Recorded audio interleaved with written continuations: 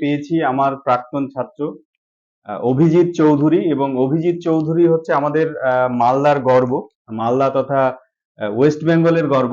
যে সম্প্রতি আইআইএস অর্থাৎ ইন্ডিয়ান ইনফরমেশন সার্ভিসের ইউপিএসসির মাধ্যমে ফাইনালি ভালো র্যাঙ্ক করে সিলেক্ট হয়েছে, এবং সে অলরেডি এর আগেও একাধিক চাকরি করে এসছে, এবং পোস্ট অফিসে চাকরি করেছে, জার্নালিজমে কাজ করেছে, সেই কোর্টেও চাকরি করেছে, এবং ফাইনালি সে ইন্ডিয়ান রেলওয়েতে, ইস্টার্ন রেলওয়ে সে চাকরি করছে, এবং যথেষ্ট ভালো গুরুত্বপূর্ণ পদে চাকরি করছে। এবং তারপরেও সে থেমে থাকেনি, সে ইউপিএসসি পরীক্ষায় দিয়েছে, এবং তার জার্নালিজম করা ছিল, এবং সেখান থেকে সে ইন্ডিয়ান ইনফরমেশন সার্ভিসে এবং মুষ্টিমেয় ছেলেদের মধ্যে সে ফাইনালি সিলেক্ট হয়েছে। ওয়েস্ট বেঙ্গল থেকে নাম্বার 1, এবং মালদা থেকে, এবং মালদার গর্ব, আমাদের মালদার ভূমিপুত্র, এবং আমার প্রাক্তন ছাত্র। আমারও গর্ব হয় যে আমারই ছাত্র আজকে ফাইনালি সিলেক্ট হয়েছে, এবং তাকে আমি সম্বর্ধনা দিচ্ছি। এবং সবাই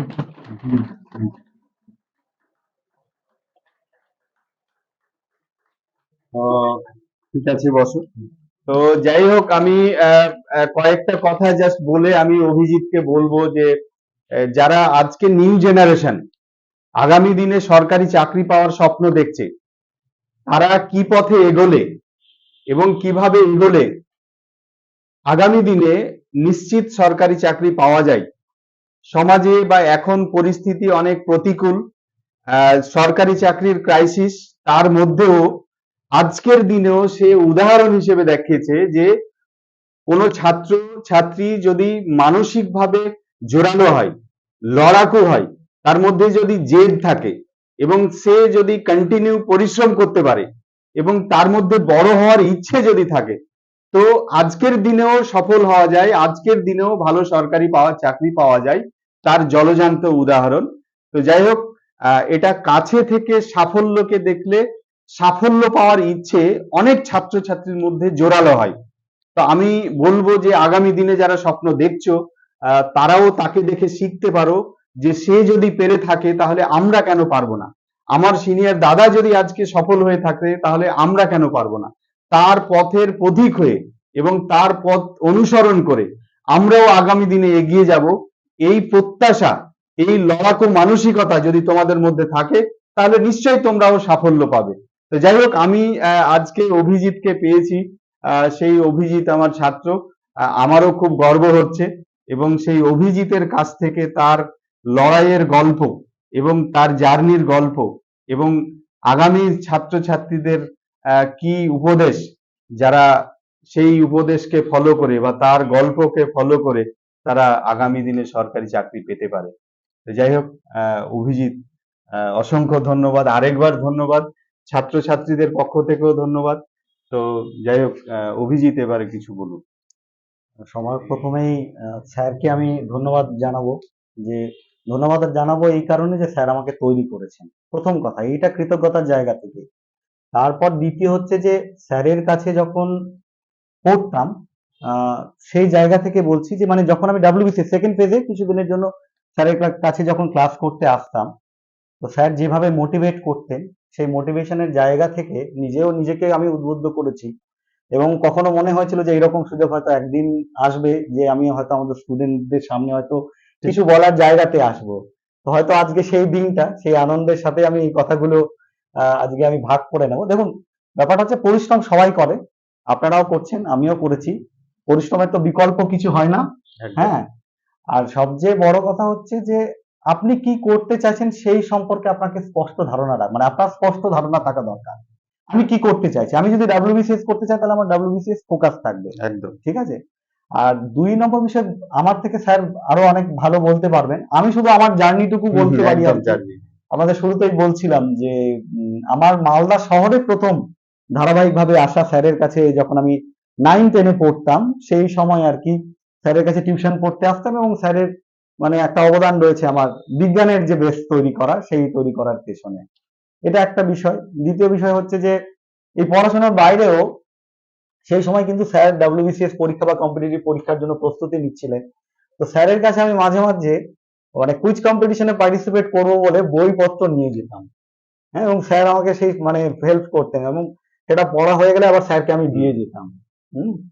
তো কোথাও না কোথাও গিয়ে মানে জানার আগ্রহ যেটা দরকার আর কি, যে নিজের আমার পড়াশোনা সিলেবাস ভিত্তিক পড়াশোনার বাইরেও আপনাকে জানতে হবে, মানে যখন যে বিষয় আপনি যা করছেন না কেন, রাস্তা দিয়ে যাচ্ছেন সেখানেও একটা লার্নিং ঠিক। এর একটা ব্যাপার থাকতে পারে। সবসময় আপনাকে নিজেকে লার্নিং প্রসেসে রাখতে হবে। আমার জানিটা যে যদি আপনি বলেন সেলফ স্টাডি, তাহলে ডেফিনেটলি সেলফ স্টাডি মানে কি, আমার একটা পরীক্ষার তো একটা সিলেবাস আছে, সেই সিলেবাসকে জানতে হবে, সেটা জেনে সেটাকে কভার করা, এবং সেটা কভার করতে গিয়ে আপনার প্রিপারেশন কিভাবে হবে আপনাকে ডিসাইড করতে হবে। হ্যাঁ, কিছু কিছু জায়গায় স্মার্ট ওয়ার্ক করতে হয়। একদম। হ্যাঁ, আমি হয়তো মানে স্যার হয়তো একমত হবে না, কি আমাদের স্মার্ট ওয়ার্ক করতে হয়, যে কোনটা পড়বো কোনটা পড়বো না, বা কোথা থেকে পড়বো। ঠিক আছে, আমি মানে বেশ কয়েকজন ইন্টারভিউ নিতে এসেছিলেন, আমাকে এই একই প্রশ্ন করেছিলেন, আমি ওনাদের তাই বলেছিলাম যে অর্থনৈতিক প্রতিকূলতা অনেক ছেলে মেয়েদের থাকে, আছে। হুম। কিন্তু যুগটা আমাদের ইন্টারনেটের যুগ, আমাদের ডিজিটাল মিডিয়ার যুগ। তো ডিজিটাল মিডিয়ার মাধ্যমে বা ইন্টারনেটের মাধ্যমে আমরা প্রচুর মানে স্টাডি ম্যাটেরিয়াল আমাদের পড়ার জন্য আমরা পেতে পারি। আর তার থেকেও বড় কথা হচ্ছে যে নিজেকে প্রতিদিন নিউজ পেপারের সাথে বা নিউজের সাথে কানেক্ট করুন। কারণ এখন সব মানে লাস্ট যে ট্রেন্ড গুলো দেখা গেছে প্রশ্নতে, যে ইতিহাস নয়, ইতিহাসের সাম্প্রতিক বিষয়গুলোকে অ্যাড করে দেওয়া হচ্ছে। একদম। হ্যাঁ, তো এইটাতে আপনাকে আপডেট থাকতে হবে, যে আপনি শুধু যা পড়েছেন তার সাথে কারেন্ট অ্যাফেয়ার্স কি রিলেটেড আছে। এটা যে কোনো পরীক্ষাতে, ইউজিসি নেট পরীক্ষাতেও থাকে, ডাব্লিউবিসিএস এ বলুন আর ইউপিএসসি তে বলুন। ইভেন আমি এরকমও দেখেছি যে ইউপিএসসি তে কিটক্যাট যে চকলেট রয়েছে, সেই চকলেটের কভারে কিছু কাহিনী মানে ইয়ে করা হয়েছিল, সেখান থেকেও প্রিলিমসে কোয়েশ্চেন এসছে। তো এই কথাটাই বলতে চাইছি, যে লার্নিং প্রসেসে রাখা, যে যখনই কিছু দেখছেন সেখান থেকে আপনার মনের মধ্যে কোয়েশ্চেন নিয়ে আসতে হবে, যে এটা কেন বা এটা কি। যেটা আমি আর বলি যে হ্যাঁ, চোখ কান খুলে রাখা সবসময়, মানে সবসময় হুম, জানার আগ্রহটা। হুম। তো উম, এটাই বলবো যে ফোকাস থাকতে হবে, পরিশ্রম করতে হবে, স্মার্ট ওয়ার্ক করতে হবে। স্যার তো আছেন, স্যার তো আপনাদের মানে আপনারা তো একটা প্রথাগত ভাবে একটা গাইডেন্সের মধ্যে আছেন। শুধু নিজের চাহিদাকে নিজে বুঝতে হবে, নিজের খিদেটাকে নিজে বুঝতে হবে। আমি আর একটা ছোট্ট মানে ইয়ে বলি আর কি, যে ইন্টারভিউ রুমের বাইরে কিছুক্ষণ ওয়েট করতে হয়। হ্যাঁ, এটা মানে এটা আমি একদম না একদম। বললেই নয়, ওটা আমি খুব বেশি কথা বলবো না, অল্প কথাই বলবো আপনাদের সামনে। তো ইন্টারভিউ মানে রুমে যাওয়ার আগে যে ওয়েট করার যে সময়টুকু, সেই সময় মানে ক্যান্ডিডেটদের নার্ভ মানে অনেকটা হার্টবিট বেড়ে যায়। হুম। আমাকে কিন্তু ইন্টারভিউ রুমে ঢোকার আগে প্রায় 10 মিনিট ওয়েট করতে হয়েছে। কেন ইমেজিন, 10 মিনিট বসে থাকা, মানে একজন ক্যান্ডিডেটের ইন্টারভিউ চলছে আর একজন বসে আছে 10-12 মিনিট। এই সময়টা আপনার নার্ভটাকে শক্ত করতে হবে, আপনারা আগামী দিনে সবাই সফল হবেন আমি আশা করছি। কারণ স্যারের এখান থেকে প্রচুর ছেলে মেয়ে বেরিয়েছে, ভালো পজিশনে গেছে, আপনারাও যাবেন। হ্যাঁ, এই পজিটিভিটি নিয়ে আসুন। নিজেকে ভালো বলতে ক্ষতি নেই, নিজেকে সবার থেকে ভালো বলতে ক্ষতি আছে। ঠিক আছে, তো ভালো নিজেকে ভালো ভাবুন, পজিটিভিটি ভাবুন। আর সেই সময় যেটা বলবো, যে আমাকে যখন 10 মিনিট ওয়েট করতে হয়েছিল আমার, তো সেই সময় মনে করুন যে আপনি কোথা থেকে উঠে এসেছেন। হ্যাঁ, এবং স্বপ্ন মানে যে দেখেছেন সেই স্বপ্ন পূরণের ইচ্ছে, সেটাকে আরেকবার মানে রিভাইভ করুন চোখ বন্ধ করে। বাবা মার মুখটাকে মনে করুন। একদম।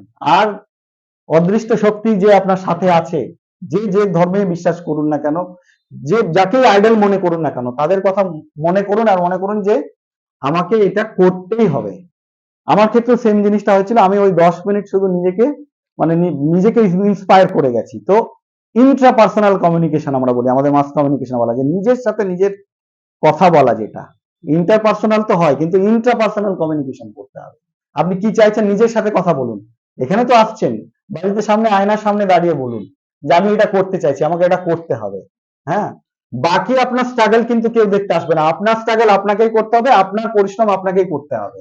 হ্যাঁ, তো সুতরাং আমি জানি যে আপনাদের মধ্যে সেই খিদেটা আছে বলেই আজকে এইখানটাতে আপনারা রয়েছেন, এবং বাড়িতেও আপনারা পরিশ্রম করবেন, শুধু এখান থেকে চলে গেলে পরিশ্রম শেষ হয়ে যায় না। হুম, আর স্মার্ট ওয়ার্ক অবশ্যই করতে হবে, এইটুকু আমি বলবো, কারণ সবকিছুই অ্যাভেলেবল রয়েছে, শুধু আপনাকে ইউটিলাইজ করতে হবে। যাই হোক, অভিজিৎ অনেক ভালো কথা বললো। তবে আমি আরেকটু একটা কোশ্চেন করব, সেটা হচ্ছে এই যে তোমার জার্নিটা মধ্যে যে কি কি প্রতিকূলতার সম্মুখীন তুমি হয়েছো, যদি একটু বলো তাহলে অনেকেই যারা প্রতিকূল পরিস্থিতির মধ্যে আছে সেক্ষেত্রে তারা হয়তো শক্তি পাবে। স্যার, প্রতিকূলতা প্রত্যেকের লাইফেই থাকে, প্রত্যেকের লাইফে বিভিন্ন রকম প্রতিকূলতা থাকতে পারে।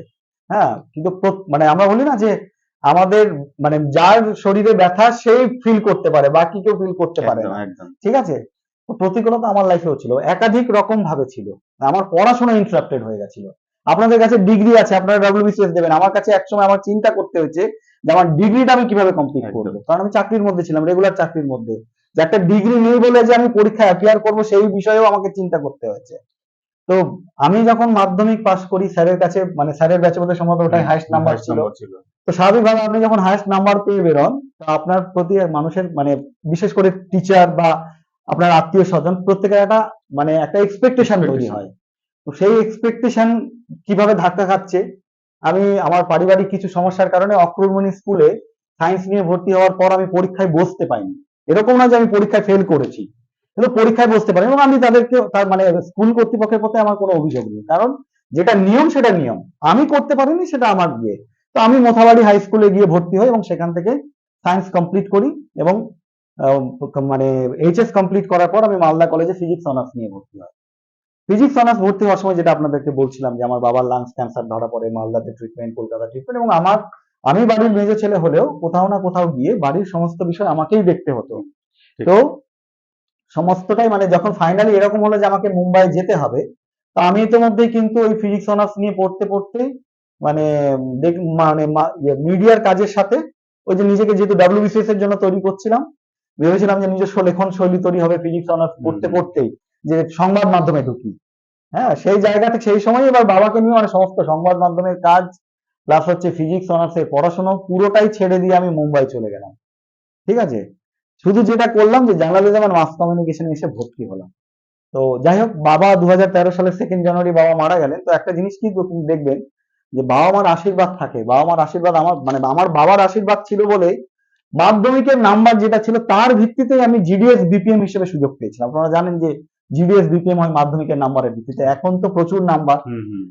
আমি 2005 সালে মাধ্যমিক পাস করেছি, সেই সময় আমার 83% নাম্বার ছিল স্যারের ইয়ে থেকে। হ্যাঁ, সেই সময় অফলাইনে ফর্ম ফিল আপ হতো। তো জিডিএস বিপিএম হিসেবে কাজ করি, এদিকে মাস কমিউনিকেশন নিয়ে পড়াশোনা। ইন দ্য মিন টাইম আমি আবার কোর্টের প্রিলিমস মেইনস ইন্টারভিউ দিয়ে কোর্টে চাকরি পেয়ে গেলাম। তো কোর্টে চাকরি পেয়ে গেলাম কিভাবে, আবার প্রতিকূলতা আসছে দেখুন। ফিজিক্স অনার্স ছাড়লাম, মাস কমিউনিকেশনে ভর্তি হলাম। মাস কমিউনিকেশন যে পড়বো, সেকেন্ড ইয়ারের পরীক্ষার মানে ধরুন কি বলবো মানে 4 থেকে 5 দিন বাদে, মানে 9 জুন 2014 আমি চাকরি জয়েন করলাম, আর 15 জুন থেকে পরীক্ষা। ডিপার্টমেন্ট বললো আপনি নতুন এমপ্লয়ি, আপনার তো ছুটি জমা হয়নি, আপনাকে এতদিন ছুটি দেওয়া কি করে পসিবল? তো বলে হয় চাকরি বেছে নিন, না হলে পড়াশোনা বেছে নিন। স্টপ। ওই বছর পড়াশোনা স্টপ হয়ে গেল। পরের বছর যা হয় আর কি, একবার চাকরি জয়েন করে গেলে যেটা হয় মানসিকতা একটা তৈরি হয়, ভাবলাম যে না, রেগুলারে বোধহয় হবে না, আমি বাইরে থেকে ওপেন থেকে বা এ থেকে করে নেব। তো যাই হোক, কপাল যদি মানে ভাগ্য যদি অন্য কিছু চায়, উপরওয়ালা যদি অন্য কিছু চায়, তো দেখবেন আপনার মানে এবারে আমার কিন্তু 2017 সালে গিয়ে গ্রাজুয়েশন কমপ্লিট হলো। 2017 সালে গ্রাজুয়েশন কমপ্লিট হলো, 2009-10 হওয়ার কথা, 17 সালে গিয়ে ফুললি আমি ডিগ্রিটা পাচ্ছি। হুম।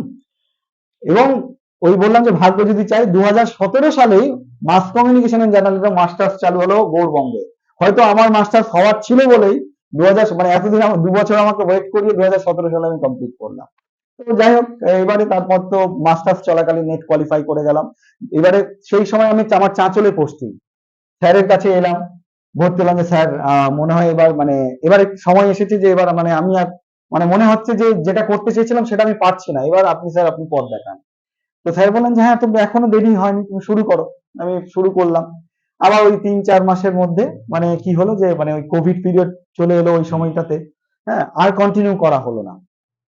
রেলে পরীক্ষা দেওয়া ছিল 2020 সালে, 2023 সালে, মানে 3 বছর অপেক্ষা করলাম, তারপরে প্যানেল বেরোলো। এইটা 2021 সালে অ্যাপ্লাই করলাম, 2025 সালে ইন্টারভিউ হলো। তো এখানেও আমাকে ধৈর্যের পরীক্ষা দিতে হয়েছে। ঠিক আছে? আর এইগুলো মানে মানে কি বলবো মানে অ্যাটেনশন সিক করার জন্য না, এটা ফ্যাক্ট, হার্ড ফ্যাক্ট, একটা মানে হার্ড রিয়েলিটি। কিন্তু আমি শুধু এই কারণে এই কথাগুলো বলতে চাইছি যে আপনাদের কাছে ডিগ্রি আছে, সেটাকে কাজে লাগান, সেটাকে কাজে লাগান। অনেক ছেলে মেয়ে আছে যারা ডিগ্রি কমপ্লিট করতে পারে না বা অনেক প্রতিকূলতার সম্মুখীন হতে হয়। মনের জোর যদি থাকে তাহলে অবশ্যই পাওয়া যায়। আমি চেষ্টা করেছি, শুধু এইটুকু বলবো, আমি চেষ্টা করেছি, আপনারাও চেষ্টা করুন, আপনাদের হবে। লাস্ট একটা কোশ্চেন, সেটা হচ্ছে যে ইউপিএসসির মতো একটা পরীক্ষা, যেখানে সর্বভারতীয় পরীক্ষা, ন্যাশনাল লেভেলের পরীক্ষা, গোটা ভারতবর্ষের প্রতিটা রাজ্য থেকে ছেলেমেয়েরা যেখানে পার্টিসিপেট করে, এবং সেখানে ইন্টারভিউ দিতে গিয়ে বা পরীক্ষা দিতে গিয়ে কখনো কি মনে হয়েছে যে আমি একটা মালদার মতো প্রত্যন্ত গ্রামের ছেলে, এবং কি বলে, এখান থেকে গিয়ে দিল্লিতে কতটা আমি সাফল্য পাবো, বা ইন্টারভিউ এর সময় বা ইন্টারভিউ এর আগে কি কখনো মনের মধ্যে একটা দ্বিধাদ্বন্দ্ব বা ভয় ভীতি কাজ করেছে, বা তখনকার মনের সিচুয়েশনটা কেমন ছিল? যদি একটু বলো, তাহলে ছেলে মেয়েদের কনফিডেন্স আমি খুব সংক্ষেপে বলছি যে ইন্টারভিউ এর 7 দিন আগেও মানে আমার উপর আসানসোল ডিআরএম স্যারের একটা প্রেশার ছিল যে একটা ডকুমেন্টারি ফিল্ম তৈরি করতে হবে। আমি সেই নিয়ে ব্যস্ত ছিলাম, পড়াশোনা করতে পারছিলাম না। পড়াশোনা ইভেন যে এরকমও হবে যে আমি বাড়িতে গিয়ে 2 ঘন্টা হয়তো মানে খাবার টিফিন সময়ের মানে বার করে যে আমি একটু পড়বো, সেই পড়াশোনার স্কোপ পাইনি। ঠিক আছে, তো ওই না মেনটা ওই 1 সপ্তাহ আগে আমার শরীরটাও খারাপ হয়ে গেছিল, মানে ঠান্ডা লেগে গেছিল প্রচন্ড পরিমাণে। হুম, তো যাই হোক, ওই যখন আমার মনে হলো যে না, ইন্টারভিউ আমি যখন ডাক পেয়েছি, আমাকে প্রথম কথা হচ্ছে আমার ইন্টারভিউ বোর্ডে পৌঁছতে হবে। হ্যাঁ, আর দ্বিতীয় বিষয় হচ্ছে যে পাবো না বা হবে না, এই জায়গাতেই আমরা পিছিয়ে রয়েছি, বিশেষ করে আমাদের ওয়েস্ট বেঙ্গলের ছেলেমেয়েরা। যে ইউপিএসসি একটা ট্যাগ, মানে ইউপিএসসি মানে এটা অসম্ভব ব্যাপার, এই মানসিকতা থেকে বেরিয়ে আসতে হবে, কারণ আমাদের মতো ছেলেমেয়েরাই সুযোগ পায়। আমি পেয়েছি বলে আমি আজকে বলছি, ইউপিএসসি ইন্টারভিউ মানে খুব কঠিন বিষয় নয়, আর ওখানে ভীষণ কমফোর্টেবল ফিল করানো হয়, ভীষণ কমফোর্টেবল। আমি তো মানে মানে কি বলবো, মানে কিভাবে সময়টা পেরিয়ে গেল, মানে আসলাম, দেখলাম, পার্টিসিপেট করলাম, এত স্মুথ প্রসেস হয় ওখানটাতে। এরকম না যে আপনাকে অপেক্ষা করে আছে, মানে আপনি পৌঁছলেন, মোবাইল একটা জায়গায় লকারে নিয়ে নেওয়া হলো, সাথে সাথে আপনি ভেতরে গেলেন, ভেতরে গিয়ে আপনার টেবিল অ্যালট করে দেওয়া হলো, টেবিল অ্যালট করার পরই সাথে সাথে দুজন লোক চলে আসছেন, তারা ডকুমেন্ট যা যা নেওয়ার নিয়ে নিচ্ছেন, একটা জায়গায় ডকুমেন্ট ভেরিফিকেশন হচ্ছে, তারপরে নিয়ে চলে যাচ্ছে ইন্টারভিউ এর ওখানটাতে। হুম, পুরো স্মুথ প্রসেস। ইন্টারভিউ বোর্ডে যারা থাকেন অবশ্যই তারা মানে তাদের নিজের নিজের ফিল্ডে স্বনামধন্য ব্যক্তি। হুম, কিন্তু আপনাকে ভীষণভাবে কমফোর্টেবল ফিল করায়। আপনার দায়িত্ব হচ্ছে শুধু ওনাদের সাথে ওনাদের সঠিক ইন্টারাকশন করা আর কি, যা ওনারা বলছেন তার সঠিক উত্তর দেওয়া, না জানলে সততার সাথে বলে দেওয়া যে স্যার আমার এই মুহূর্তে মনে পড়ছে না, বা আমি জানি না, আমি পরে জানার চেষ্টা করব, শুধু এইটুকু। তবে আমার ইন্টারভিউ এর ক্ষেত্রে আমি মানে বলবো যে আমাকে যা যা প্রশ্ন করা হয়েছিল মোটামুটি বিভিন্ন দিক থেকে করা হয়েছিল। খুব কম একটা প্রশ্ন বোধহয় মানে বাইরে থেকে কেউ একজন এসেছিলেন ওই মুহূর্তে, ওই ইন্টারাপ্ট হয়েছিল, ইন্টারভিউয়ার নিজেই বললেন ছোড় দিজিয়ে इसको, মানে কেউ হিন্দিতে বলেছে, মানে হিন্দিতে প্রশ্ন করেছে, আমি হিন্দিতেই উত্তর দিয়ে চেষ্টা করেছি, বা মানে হিন্দি না ভালো না জানলেও বাঙালির হিন্দি বুঝতেই পারছেন আর কি।